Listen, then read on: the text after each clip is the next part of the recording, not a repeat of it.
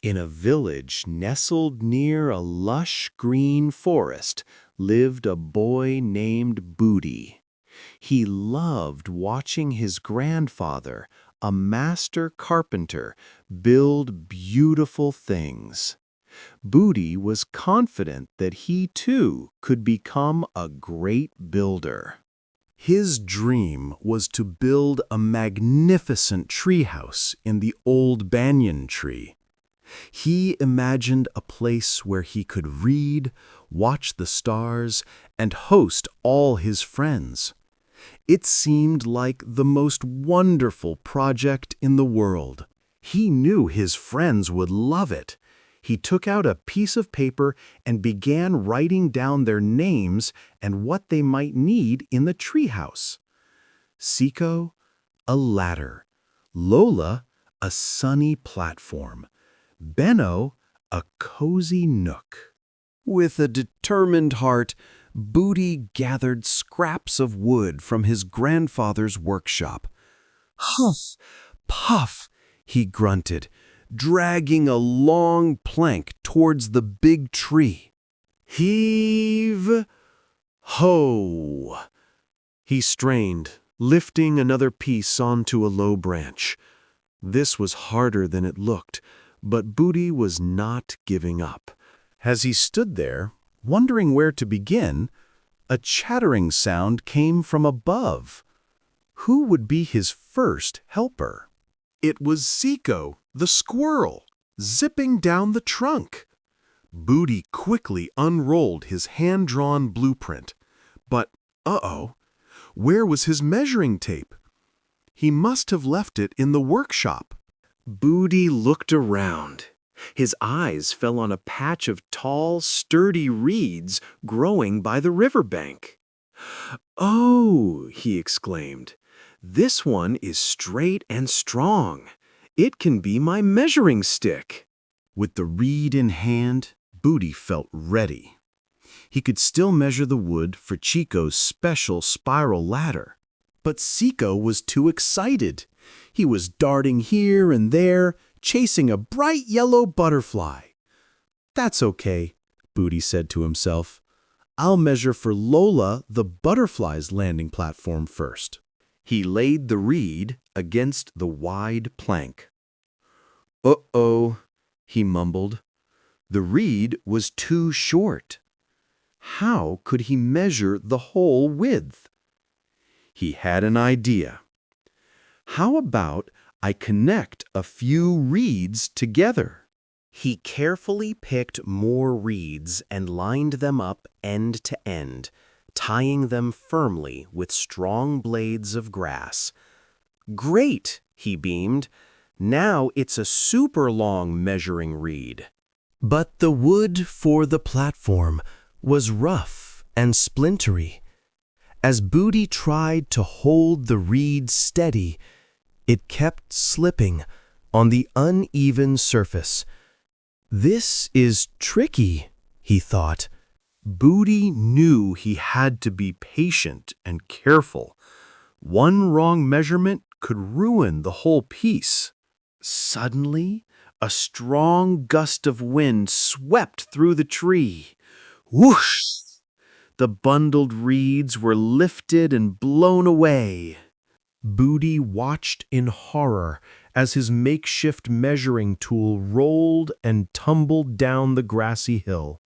The wind was so strong. He ran after them, his heart pounding. Thank goodness!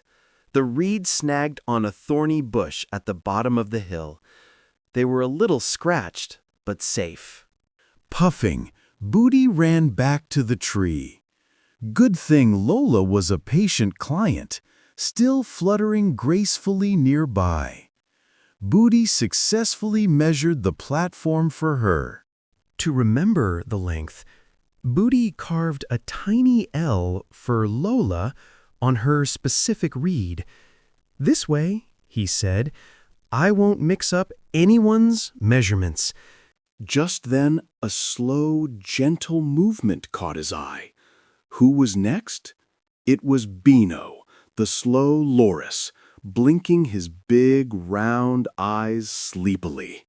Budi needed to measure a space for Benno's sleeping nook, but Benno moved so slowly.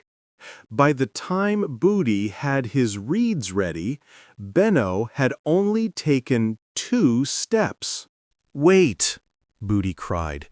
He had been so focused on the height, he forgot to measure the width for Benno's special hammock. Aha! Budi's face lit up. He knew what Benno loved most. Maybe a little treat would encourage him to stay put for a moment. "Hooray!" Budi whispered. He held out a piece of ripe mango. Benno's nose twitched, and he slowly, happily took the fruit and settled down to eat. He became calm and still, perfect for measuring. As Budi worked, he heard a loud creak, crack from a branch above. He jumped back. Ouch! Good thing no vines or reeds fell, and the branch held firm. This was a reminder that building could be dangerous. Budi knew he had to be both faster with his work and more aware of his surroundings. He focused all his energy. Measure, hammer, tap, tap. The sounds of construction filled the air. Finally, after hours of work, he wiped his brow. "Done," he announced to the empty tree. The main structure was complete. But then he remembered his reeds. Were they really accurate? He ran to his grandfather's workshop and returned with a real metal tape measure. He carefully measured each marked reed and wrote down the correct lengths. Now all the final measurements were sure to be perfect. Back at the tree, Budi carefully sawed the wood according to his new precise numbers. He then began nailing everything together. "The nailing must also be strong and secure," he muttered, repeating his grandfather's words. After a final push, it was ready. "Here they are," he announced proudly. A winding ladder for Siko, and a soft cloth hammock for Benno. But as Benno slowly climbed into his new hammock, it sagged uncomfortably low. "Oh no!" Budi's heart sank. "Why is it so wobbly? Did I measure the support ropes incorrectly?" Budi refused to be discouraged.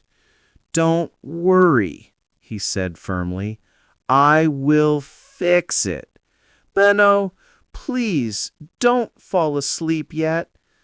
But Benno was already beginning to snore softly. Budi is a lot like us. He used what he could find, reeds, to measure. But the reeds were different thicknesses, and his knots were a little loose, making his measurements inconsistent. Using a standard tool, like a ruler with centimeters or a metal tape measure, gives everyone the same point of reference. This is why a centimeter in one country is the same as a centimeter in another. If you wanted to measure ingredients for a cake but didn't have a kitchen scale, what tools could you use? A note on the story. This story celebrates creativity and problem-solving. Just like Budi, we can use everyday objects in new ways. But the story also shows us the importance of accurate tools for a job to be done right. Budi's journey reminds us that it's okay to make mistakes as long as we learn from them and try again.